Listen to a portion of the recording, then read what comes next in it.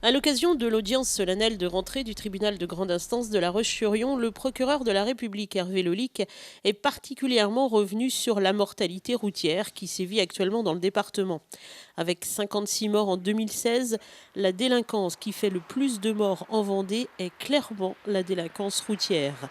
Et pour le procureur, le comportement des automobilistes est principalement en cause, puisque 90% des accidents meurtriers résultent d'une infraction. Si les mesures de prévention vont et doivent se poursuivre, en revanche, la répression va, elle, s'accentuer, via les contrôles, bien évidemment, mais pas seulement, et la réponse pénale sera, elle aussi, très ferme. Je vais devoir accroître la répression puisque manifestement la prévention est insuffisante.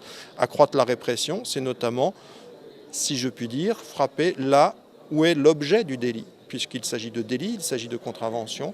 L'objet du délit, c'est la voiture.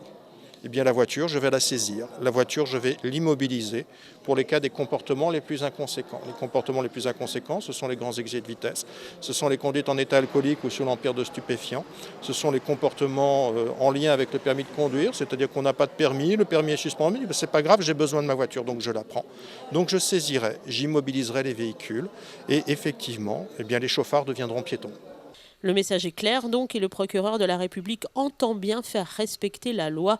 Les chauffards doivent avoir peur de la justice. Ça ne peut pas être que la peur de la justice. Il faut une action qui est double et qui est multiple même. Il faut à la fois expliquer.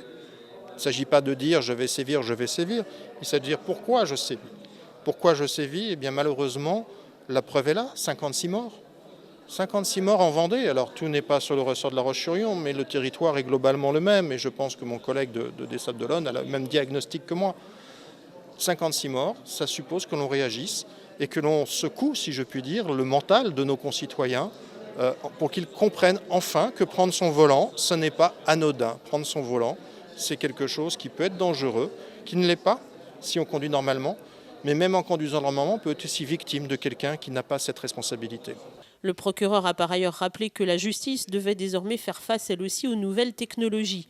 L'information va vite, très vite, les citoyens demandent à être de plus en plus informés, un besoin d'urgence qui cohabite mal avec ce qui peut passer comme une certaine lenteur du côté de la justice.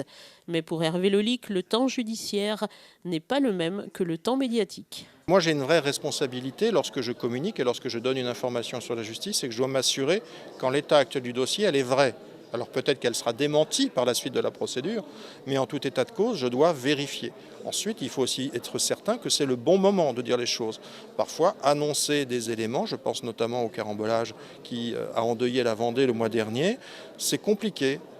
Je comprends la difficulté qui était celle des gens qui avaient des gens sur la route, des proches qui ne savaient pas ce qui s'était passé, qui voulaient qu'on leur dise où ils en étaient. Mais tant que toutes les personnes concernées ne sont pas identifiées, tant qu'elles ne sont pas identifiées avec certitude, on ne peut rien dire. On ne peut que donner un bilan chiffré une fois qu'on en est sûr.